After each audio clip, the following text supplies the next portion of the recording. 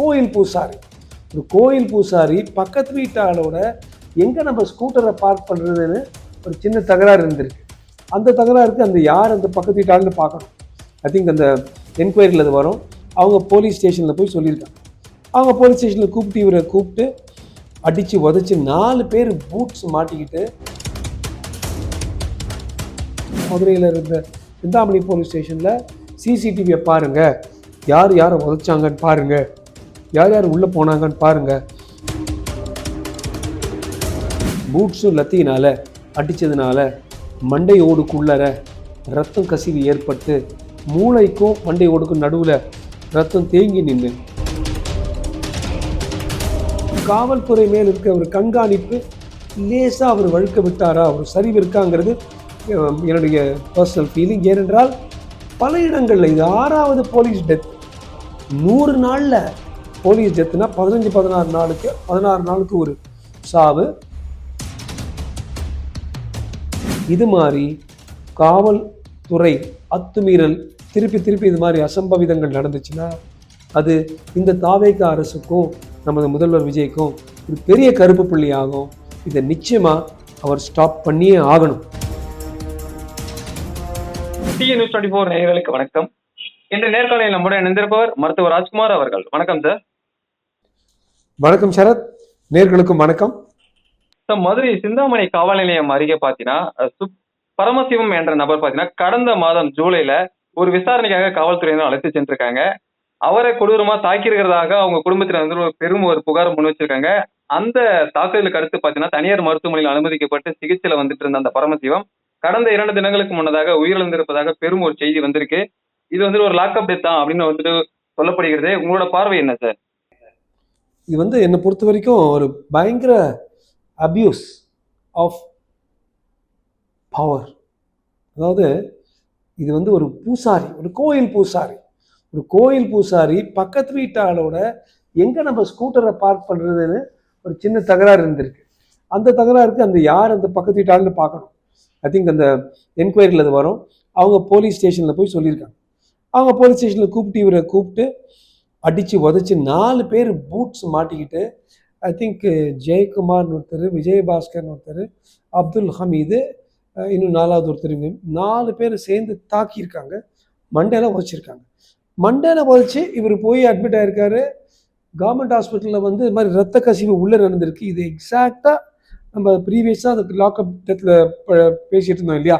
Lockup மரணத்தில் காலால் உதச்சாங்கன்னா இல்லை லத்தியால் மண்டையில் அடித்தாங்கன்னா ரத்த கசிவாயிடும்.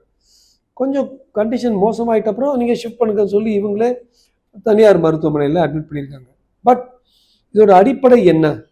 ஒரு சக்தி இல்லாத, ஒரு பதவி இல்லாத, அரசியல் சக்தி இல்லாத ஒரு மனிதன், ஒரு பூசாரி, அவரை எடுத்து ஒரு மண்டையில் 4 பேர் பூட்டால் உதச்சிருக்காங்கன்னா அது எப்பேற்பட்ட ஒரு கொடுமைன்னு எல்லாரும் யோசிச்சு பாருங்க. திஸ் இஸ் அ பயங்கர வயலேஷன் ஆஃப் ஹியூமன் ரைட்ஸ், அடிப்படை மனித உரிமைகள். திருப்பி எல்லாரும் சுப்ரீம் கோர்ட் பல முறை சொல்லியிருக்கு, ஒரு கஸ்டடி டெத், ஒரு லாக்அப் மரணம் என்றால் ஆர்டிகல் 21 நமது அரசியலமைப்பு சட்டம், article 21 is right to life. நான் ஒரு இந்தியன், எனக்கு வந்து வாழ்வதற்கு ஒரு அடிப்படை உரிமை இருக்கு. அந்த உரிமை யாரும் எடுக்க முடியாது. ஆர்டிகல் 21 ரொம்ப கிளியராக இட்ஸ். அது மட்டும் இல்லை, இதை பல லீகல் எக்ஸாம்பிள்ஸ் இருக்கு. Basu versus West Bengal, Nilavati versus Orissa. திருப்பி இது மாதிரி இந்த லாக்அப் டெத் பண்ணால் என்ன பண்ணலாம்னா இன்னொரு ஆர்டிகல் 32 இருக்கு. சுப்ரீம் கோர்ட்டே கூப்பிட்டு சோமோட்டோ டமால் அடித்து மேண்டமஸ் மாதிரி கொடுத்து, யோ நீ இப்படி பண்ணணும், இப்படி பண்ணக்கூடாதுன்னு அடித்து சொல்லலாம். அந்த அளவுக்கு பவர் இருக்குது. சுப்ரீம் கோர்ட் இதெல்லாம் பார்க்கணும். ஹைகோர்ட் வந்து ஆர்டிகல் 226 ஹைகோர்ட்டும் இதை பார்க்கணும். இப்போ பல நல்ல நீதிபதிகள், நீதி அரசர்கள் நமக்கு இருக்காங்க. அவங்க இது மாதிரி அநியாய கொடுமைகளை, என்னை பொறுத்த வரைக்கும் இது வந்து ஒரு போலீஸ் துஷ்பிரயோகம், போலீஸ் கொடுமை தான். கூப்பிட்டு இது மாதிரி உதைக்கிறது, யாரும் அது மாதிரி உதைக்க முடியாது. 2வது விஷயம் சரத், இது வந்து நம்ம டெஃபினட்டாக நம்ம ஹோம் மினிஸ்டருக்கு போகணும், அதாவது விஜய் அவர்கள் முதலமைச்சருக்கு போகணும். எல்லா போலீஸ் ஸ்டேஷன்ஸ்லையும் அந்த சென்ட்ரல் ஏரியாவில் நிச்சயமாக சிசிடிவி வச்சா எப்போ இது மாதிரிப்பட்ட விஷயங்கள் நடக்கும்பொழுது அது நம்ம சிசிடிவியில் என்ன நடந்ததுன்னு பார்க்க முடியும். நீங்கள் பார்த்தீங்கன்னா மதுரை கோர்ட்டில் நீதியரசரும் அதான் சொல்லியிருக்காரு. ஒரு ஆணையம் மாதிரி உருவாக்கி சிந்தாமணி போலீஸ் ஸ்டேஷனில், மதுரையில் இருந்த சிந்தாமணி போலீஸ் ஸ்டேஷனில் சிசிடிவியை பாருங்கள், யார் யாரை உதைச்சாங்கன்னு பாருங்கள், யார் யார் உள்ளே போனாங்கன்னு பாருங்கள். இதை வச்சு தான் சமீபத்தில் அந்த ஜெயராஜ் ப்ளஸ் பென்னிக்ஸ் கேஸில் அந்த சவுத்தில் நடந்ததில் கிளியராக அந்த 4 சம்மந்தப்பட்ட 9 பேரும் அங்கே இருந்தாங்க, அதுக்குள்ளே இருந்தாங்கன்னு அவங்க அழித்த எவிடன்ஸையும் கம்ப்ளீட்டாக எடுத்தாங்க. சிபிஐயை இன்வால்வ் பண்ணுறது ரொம்ப நல்லது. ஏனென்றால் ஒன்றும் தெரியாமல் பாவம் அப்பாவி ஒரு பூசாரி இது மாதிரி மண்டையில் உதச்சி கொள்வது ரொம்ப தப்பு சரத். இது நம்ம ஸ்டாப் பண்ணணும். பப்ளிக் ஒன்றா சேர்ந்து இது மாதிரி காவல்துறை துஷ்பிரயோகத்தை நம்ம தடுக்கணும். காவல்துறை தாக்கியதுல பாத்தீங்கன்னா ஒரு வாந்தி எடுத்ததாகவும் ரத்த கசிவு ஏற்பட்டதாகவும் தகவல் வெளிவந்திருக்கு சார். போஸ்ட்மார்ட்டத்துக்கு அப்புறம் என்ன ரிப்போர்ட் வந்துட்டு வரும் சார் அவரை பத்தி?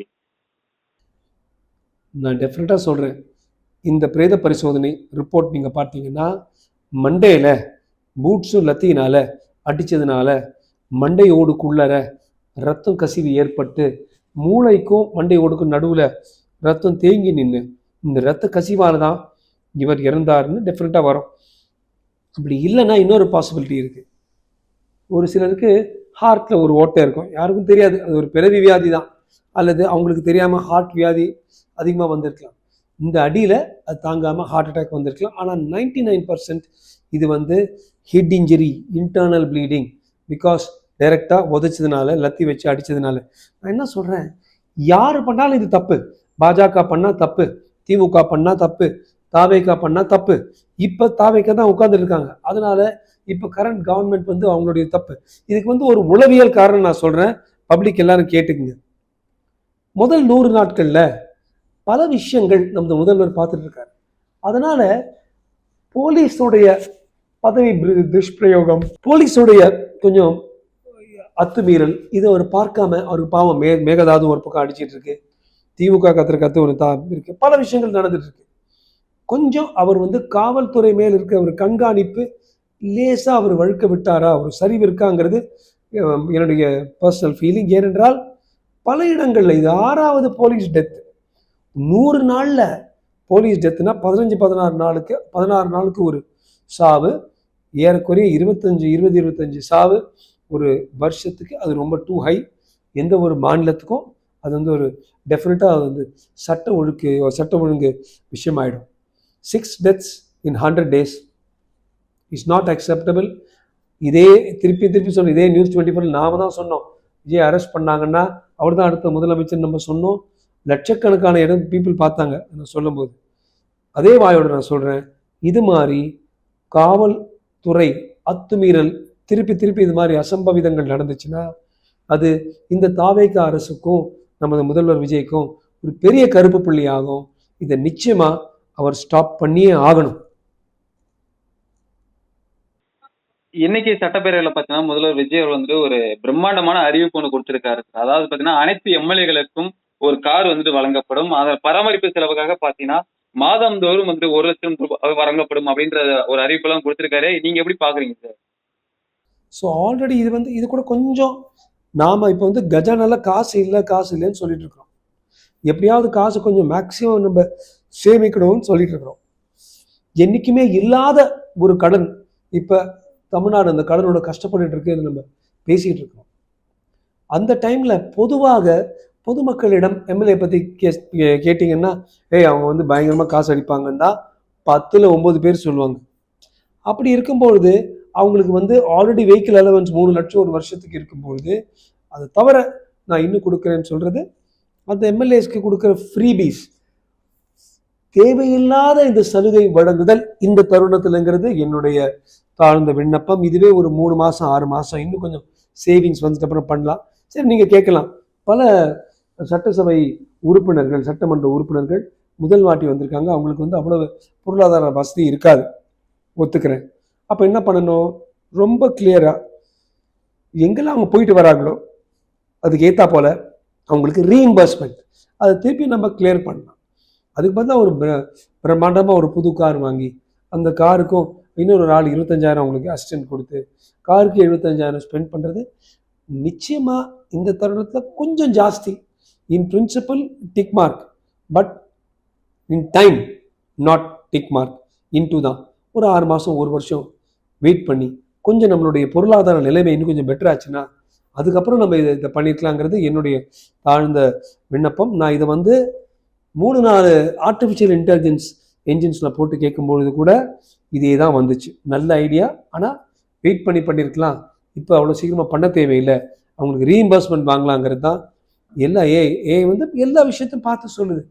மக்களிடம் ஒரு வெறுப்பு ஏற்படும். ஆல்ரெடி அரசியல்வாதினாலே ஒரு வெறுப்பு இருக்குது. இந்த தருணத்தில் சிம்பிளாக இருக்காங்க உங்களுடைய எம்எல்ஏஸ்ன்னு சொல்கிற நேரத்தில் இது மாதிரி கொடுக்கறது completely unnecessary at this time. இந்த டைமில் மேகதாது பாருங்க, நதி இணைப்பு பெரிய பெரிய திட்டங்கள் இருக்கு, அதை பாருங்க. ஜல்சக்தி பாருங்க, run off from the Kaveri delta பாருங்க, அதுக்கு 1000-10,000 கோடி வேணும், கிராம மக்களுக்கு வேணும். அப்போ போய் நீங்கள் எல்லாருக்கும் எம்எல்ஏக்கு கார்டு கொடுக்குறது மக்களிடம் கொஞ்சம். ஒரு பக்கம் மக்கள்கிட்ட நீங்கள் வந்து மின்சாரத்துக்கு உயர்த்துறீங்க, இன்னொரு பக்கம் டாக்ஸ் உயர்த்துறீங்க, சாப்பாடுக்கு இது வெங்காயத்துக்கும் உருளைக்கிழங்கும் கஷ்டப்பட்டு இருக்கிறாங்க. அந்த தருணத்துக்கு ஒரு பக்கம் 100 நாளில் போலீஸ் அடிச்சு 6 பேரை கொலை பண்ணுறாங்க. அந்த சமயத்தை இது போய் கொடுக்கணுமா? கொஞ்சம் யோசித்து நம்ம பண்ணியிருக்கலாங்கிறது என்னோட அபிப்பிராயம். அதுக்கு ஒரு டீப்பர் லேயர் ஆஃப் இன்டெலிஜென்ஸ் அதுக்கு இருக்கலாங்கிறது நான் ஒத்துக்கிறேன்.